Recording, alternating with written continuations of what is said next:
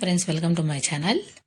చలికాలం వేడివేడిగా హెల్దీ సూప్ని సింపుల్గా పిల్లలు ఇష్టపడేలాగా ఎలా చేయాలో చూసేద్దామా. క్యాప్సికమ్ తీసుకున్నాను నేను. క్యాప్సికమ్ కొంచెం ఒక 2 టేబుల్ స్పూన్లంతా, బీన్స్, క్యారెట్, బఠానీని క్రష్ చేసుకునైనా వేసుకోవచ్చు. అలాగే కొత్తిమీర ఒక 2 టేబుల్ స్పూన్లు అన్నీ తరిగి పక్కన పెట్టుకోండి. వెల్లుల్లి రెబ్బలు ఒక 2 టేబుల్ స్పూన్లు, అల్లము 1/2 ఇంచు, చిన్న ఉల్లిపాయ అన్నీ కట్ చేసుకొని పక్కన పెట్టేసుకో. ఇదే చూడండి, చాలా హెల్దీ ఎనర్జెటిక్ పౌడర్. దీంతో కన్నా పిల్లలకి పెట్టారంటే చాలా బలంగా తయారవుతారు పిల్లలు. ఆ రెసిపీని నేను డిస్క్రిప్షన్లో లింక్ ఇస్తాను అనమాట, ఆ పౌడర్ని. ఇప్పుడు కడాయి పెట్టుకొని నెయ్యి వేసుకొని ఒక స్పూను వెల్లుల్లి, అల్లం వేసి కొంచెం ఫ్రై చేసుకోండి. తర్వాత ఉల్లిపాయ ముక్కలు, క్యారెట్, బఠానీ, బీన్స్, క్యాప్సికము, నేను రెడ్ క్యాప్సికమ్ తీసుకున్నాను, ఏదైనా పర్లేదు, అన్నీ వేసి కొంచెం ఫ్రై చేసుకోండి.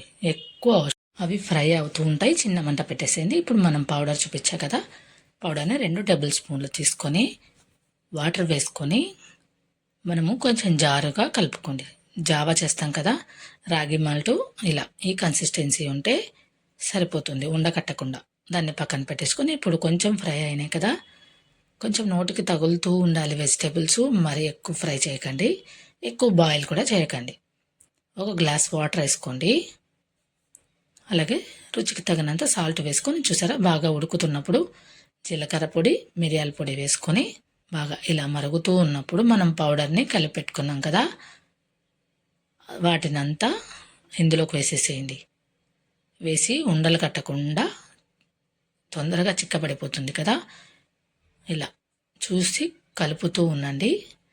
బాగా దగ్గరగా అవుతుంది కదా. మీరు చిక్కగా కావాలనుకున్న వాళ్ళు చిక్కగా చేసుకోండి, లేదు అంటే లిక్విడ్గా కావాలంటే ఇంకొంచెం వాటర్ వేసుకొని. నేను ఒట్టిమిరపకాయల విత్తనాలు వేశాను, అవి లేని వాళ్ళు చిల్లీ ఫ్లేక్స్ వేసుకోండి. అలాగే కొత్తిమీర కూడా వేసి ఇంకా కొంచెం బాయిల్ అయిన తర్వాత, బాగా బాయిల్ అయింది, ఇప్పుడు నిమ్మకాయ చల్లుకొని స్టవ్ ఆపేసేదే. అంతేనండి, బౌల్లోకి వేసేసుకుందాము.